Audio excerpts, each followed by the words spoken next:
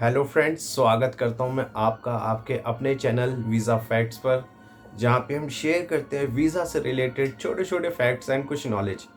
Friends, आज की इस वीडियो में मैं आपके साथ एक नया सेगमेंट स्टार्ट करना चाहता हूं, एक नया सेगमेंट इंट्रोड्यूस करना चाहता हूं जो हम स्टार्ट करेंगे इसी चैनल वीज़ा फैक्ट्स पर, जिसका नाम होगा वीर रस।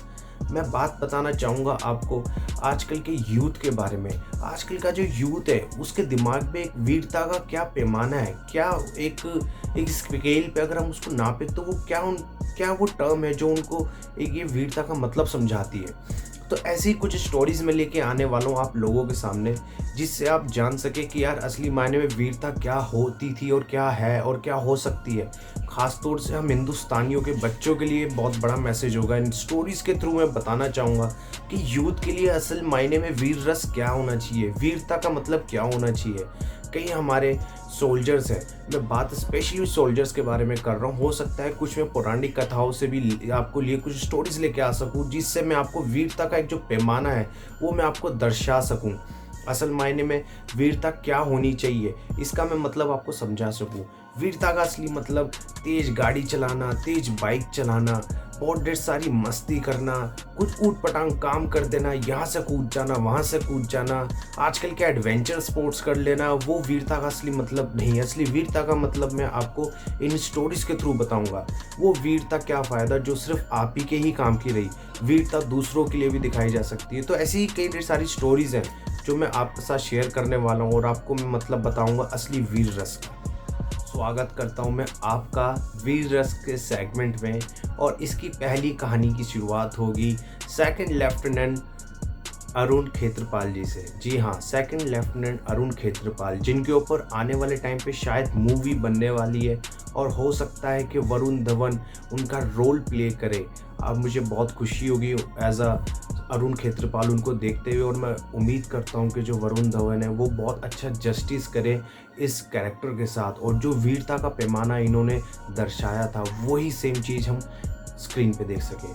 तो अब ये जो कहानी स्टार्ट में करने वाला हूँ वो स्टार्ट करने वाला हूँ मैं उनके जन्म से। जो अरुण खेत्रपाल जी थे उनका जो जन्म हुआ था वो 14 अक्टूबर 1950 में हुआ था पुणे के अंदर।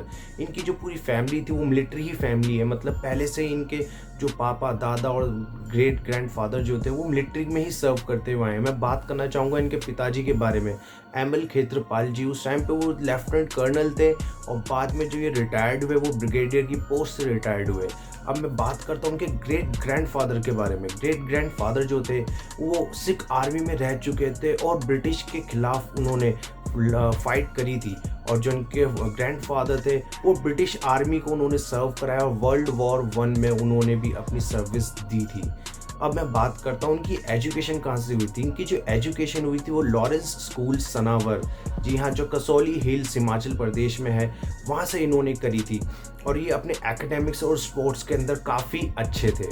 अपनी एजुकेशन ख़त्म करने के बाद अरुण खेत्रपाल जी ने 1967 में ज्वाइन किया एनडीए, और उसके तुरंत बाद इन्होंने आईएमए में अपना कदम बढ़ाया और कंप्लीट करा अपना सारा कोर्स आईएमए का, और कमीशन हुए 17 पूना हॉर्स रेजिमेंट पे 13 जून 1971 में। और 1971 ही वो साल था जब इंडिया पाकिस्तान का युद्ध डिक्लेयर हो चुका था, वॉर डिक्लेयर हो चुकी थी। जब ये मैं बात कर रहा हूँ 3 दिसंबर 1971 की, जब इंडिया और पाकिस्तान का युद्ध ऑफिशियली डिक्लेयर हो चुका था, उसी समय जो हमारे अरुण खेत्रपाल जी थे वो अपने यंग ऑफिसर कोर्स के अहमदनगर में कंप्लीट कर रहे थे। मतलब उसी को कोर्स के अंदर वो इनरोल्ड हो रखे थे। बीच कोर्स के अंदर ही उनको रिकॉल किया गया और उनको ऑर्डर दिए गए अपनी यूनिट को ज्वाइन करने के लिए। ये यूनिट जो ज्वाइन हुई थी वो आने वाले टाइम पे जो फेमस बैटल ऑफ बसंतर है, ये उसी का ऑर्डर था। अब यहाँ पे एक र्यूमर आता है, उसके मेरे पास पूरे सबूत नहीं है। कहा जाता है कि जब ये बैटल हो रहा था और जो इनकी रेजिमेंट थी वो जा रही थी बैटल ऑफ बसंतर के लिए, तब ये अपने कोर्स के बीच में थे तो इनको अलाउ नहीं कर रहे थे इस युद्ध में जाने के लिए। बट इन्होंने काफ़ी इंसिस्ट करा और काफ़ी कॉन्फिडेंस में लिया अपने सीनियर्स को, ताकि वो उनको युद्ध पे भेज सके। हालांकि ये र्यूमर्स है बट कहते हैं। अब बात करने वाला हूँ मैं बैटल ऑफ बसंतर की, जहाँ पे सेकंड लेफ्टिनेंट अरुण खेत्रपाल ने अपना वीरता का पैमाना पूरी दुनिया के सामने रखा था, अपनी वीरता दिखाई थी। सही मानने में वो इस टाइम पे 21 साल के थे। 21 साल की एज कुछ भी नहीं होती। 21 साल की एज में तो हमें ये भी नहीं पता होता कि हमें आगे जाके कौन सा करियर ऑप्ट करना है, कौन सा कोर्स करना है। और वहीं पे अरुण खेत्रपाल जी अपनी 21 साल की उम्र में इंडिया और पाकिस्तान के युद्ध के बीचों बीच थे और बहुत ही इन्होंने वीरता का पैमाना दिखाया था और अपने देश को गर्व कराया था अपने ऊपर। During Indo Pak war 1971, the 17th Pune Horse Regiment was assigned to the command of the 47th Infantry Brigade। और जो ये ब्रिगेड थी, इसका जो एक टास्क था उसको इस्टेब्लिश करना था bridge head across the river Basantar. आप मेरी बात को समझ रहे होंगे, जो बसंतर नदी है उसके पास का ब्रिज हेड इनको इस्टेब्लिश करना था। और ये जो टास्क था इन्होंने 15 दिसंबर 1971 को इस रेजिमेंट ने कंप्लीट भी कर लिया था। बट दुश्मनों ने बीच रास्ते में लैंड माइल्स बिछा रखी थी जगह जगह, ताकि जो 17 पूना हॉर्स के जो टैंक्स है वो वहाँ पे अपनी पोजीशन ना ले पाए। ये जो ऑपरेशन था ये एक जॉइंट ऑपरेशन था, जिसके अंदर इंक्लूड थे 17 Poona horse, 4 horse, 16 Madras and 3 grenadiers. जो उस टाइम पे जो इंजीनियर अवेलेबल थे उन्होंने आधे रास्ते तक की जो माइन फील्ड थी वो क्लियर कर चुके थे, जो लाइन माइंस थे उनको वो क्लियर कर चुके थे आधे रास्ते तक। लेकिन आधे रास्ते तक का बचा था कि उसी दौरान जो इंडियन ट्रूप्स थे उन्होंने एक अलार्मिंग एक्टिविटी नोटिस की पाकिस्तान की साइड से। जो पाकिस्तानी एनिमी थे, जो उन्होंने एक एयर सपोर्ट वो इस्टेब्लिश करने वाले थे और जो वहाँ के हमारे इंडियन ट्रूप्स थे उनको पता चल चुका था। और यही वो एक क्षण था जहाँ पर 17 पूना हॉर्स ने डिसाइड किया कि वे थ्रू द माइन फील्ड्स ही आगे की तरफ पुश कर दें। उन्होंने माइन फील्ड्स का कोई भी ध्यान नहीं करा, कोई उसकी परवाह नहीं करी। वहीं पे उन्होंने एक अपना पुश इस्टेब्लिश करा। और 16 दिसंबर 1971 का वो डे था जब पाकिस्तान ने अपना काउंटर अटैक लॉन्च करा।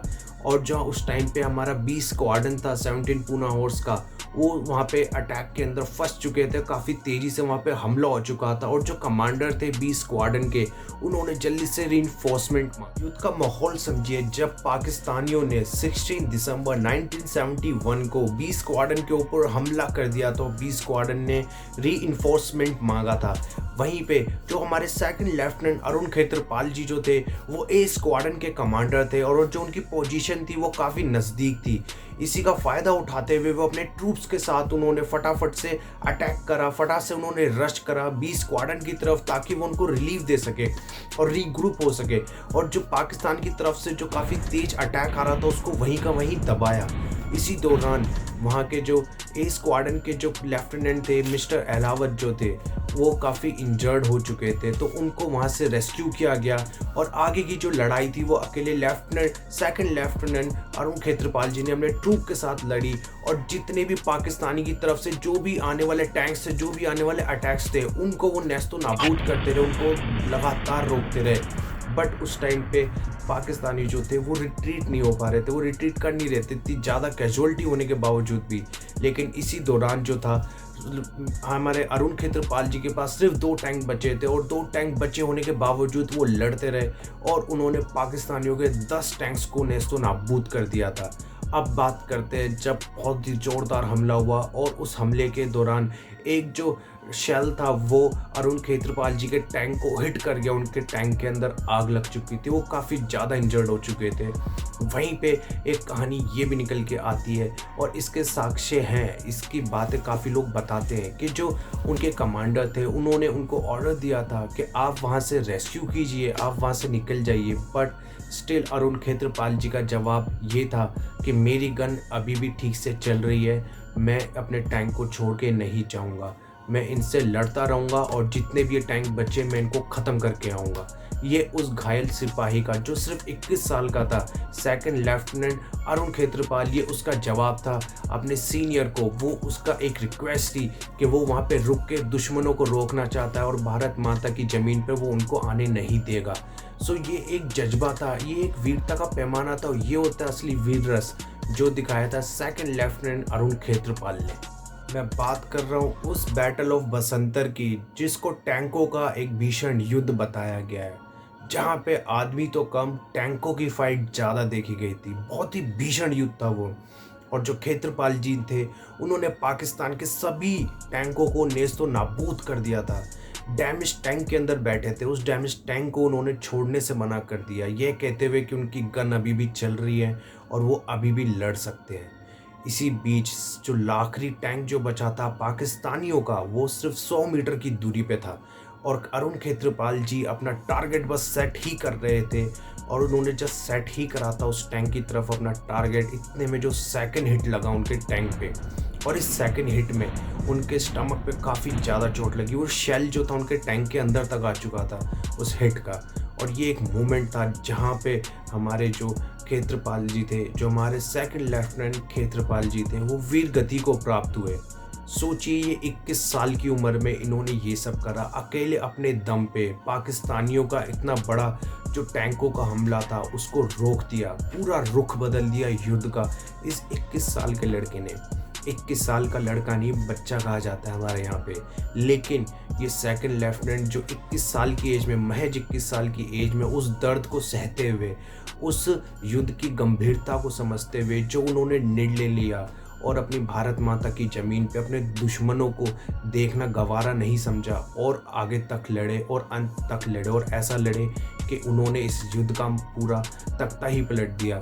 पाकिस्तानियों को जो वो सोच कर आए थे, जिस पैसेज को वो क्रॉस करना चाहते थे, वो पैसेज क्रॉस नहीं कर पाए, लेकिन इसका जो खामियाजा में भुगतना पड़ा हमारे सेकंड लेफ्टिनेंट अरुण खेत्रपाल जी मात्र 21 साल की उम्र में वो वीर गति को प्राप्त हुए। सोचिए 21 साल की उम्र क्या थी और आप क्या कर रहे थे, मैं क्या कर रहा था।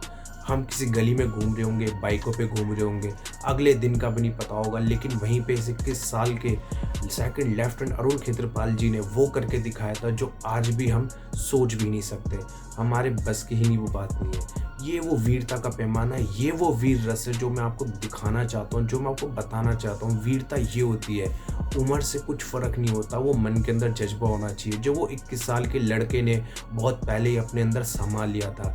मिलिट्री का परिवार है, फौजियों के परिवार से आया था, इसलिए इंडियन आर्मी के लिए, उसके लिए, अपनी भारत माता के लिए उसके अंदर काफ़ी बहुत ही प्यार, काफ़ी जज्बा था। बलिदान से वो नहीं घबराया और मात्र 21 साल की उम्र में उसने वो करके दिखाया जो आने वाले टाइम पे हम जैसे लोग कभी सोच भी नहीं सकते। सेकंड लेफ्टिनेंट अरुण खेत्रपाल जी की बॉडी और उनका टैंक कैप्चर कर लिया गया था पाकिस्तानी एनिमी के थ्रू और 17 दिसंबर 1971 को वो इंडियन आर्मी को रिटर्न किया गया और जो इनका क्रिमेशन किया गया वो संबा डिस्ट्रिक्ट में हुआ और उनकी जो एशिश थी वो उनके परिवार को सौंप दी गई।